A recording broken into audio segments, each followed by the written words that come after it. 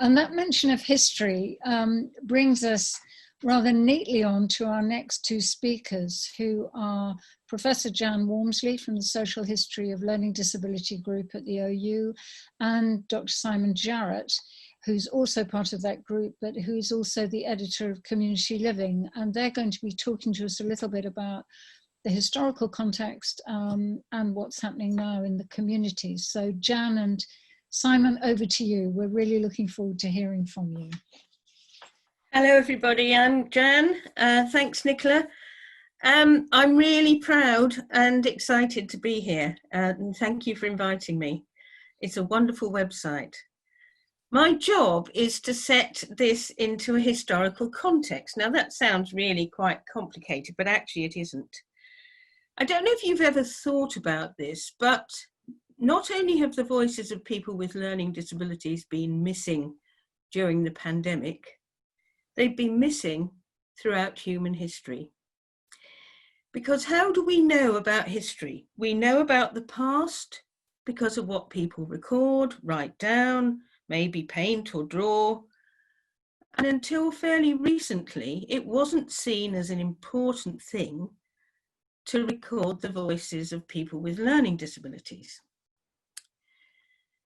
So what we know about people with learning disabilities in the past is through perhaps their memories of their families, their diaries, and often those, although very loving, emphasize what a hard job it's been to have a disabled child, what a fight it's been to get resources, and we don't hear the voice of that child, of that son or daughter.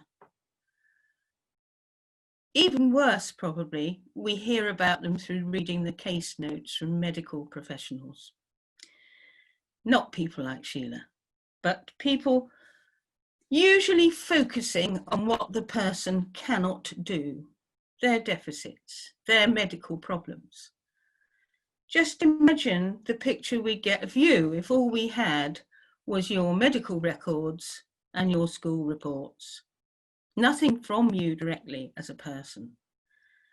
So it's really, really important development, and it's quite a recent development that we've begun to hear and record the voices of people with learning disabilities. It started in the 1980s. It's a much maligned decade, but some good things happened then. This book, Secret Lives, was published, I think, 1989, and it's the lives of people living in Yorkshire.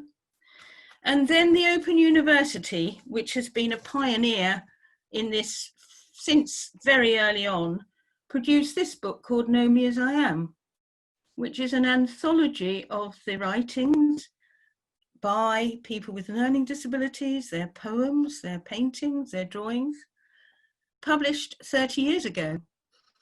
And the Open University has been pushing this door ever since, with the help of many people with learning disabilities and others.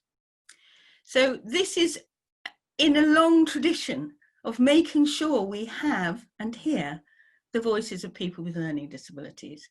And just the teeniest, weeniest worry in the back of my head is 30 years later, will I be able to pick the website off the bookshelf or somewhere, just as I've managed to pick this book up? So there's an interesting question there. But it has saved going around the country, collecting people's stories. They've come in from all sorts of places. So it's absolutely fantastic. Well done, team. And keep those stories coming. Thank you. Or I'm muted, or can I unmute myself, which I think would make a great title for a collection of stories by people with learning disabilities. And if anybody wants to steal or borrow that idea from me, you're very welcome to. I'm not planning to hold on to it as my own, because really the job of historians like Jan and myself is to unmute people from the past and to discover their stories. And however much we talk about the history of learning disability being a hidden history, actually, if we look hard and if we look well enough, it isn't hidden. Those stories are there. And as far back as we like to go, we can find them if we look hard enough. And I talked about Jan and I being historians, whose job is to work alongside people to uncover these stories. But actually, we're all historians because we all tell stories and we all listen to other people's stories. And storytelling is actually a really fundamental part of being human. It's what we do. It's what we human beings do. We connect with each other and we tell each other stories. And that's why I'm so honoured and delighted to be here at the launch of this fantastic project today. As well as being a historian, as Nicola mentioned, I'm also the editor of Community Living magazine, which is a magazine about learning disability. And when the lockdown began, and I was faced with bringing out an issue right in the middle of lockdown, and then there's another one coming out in a couple of weeks' time, I thought, oh my goodness, I've got loads of bad news. I wonder if I'm going to be able to find any good news to put into the magazine, because it really doesn't feel like there's much about. Well, I couldn't have been more wrong. I got absolutely inundated with stories from across the country of ways in which people with learning disabilities and people who don't have learning disabilities have come together to support each other, to help each other, to look out for each other, to do things together to keep themselves going. And they've been doing that very human thing of telling stories. And one of those pieces of really good news, which we're going to feature in our next issue, is the launch of this project. And I think what is great about it is that it has recognised not just that telling stories is a nice thing to do or a bit of a luxury or something we can all get together and do to pass the time in an afternoon. It's a really important part of us as a human being. And equally, if we take away people's right to tell stories, we take away quite a lot of their humanity, of what it means for them to be people.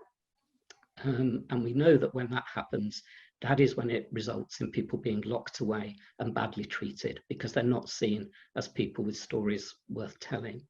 So I'm delighted to know about this project, to be here at the launch of this project, and I'm really looking forward to hearing some of the stories later on. Thank you. Thank you so much, Simon.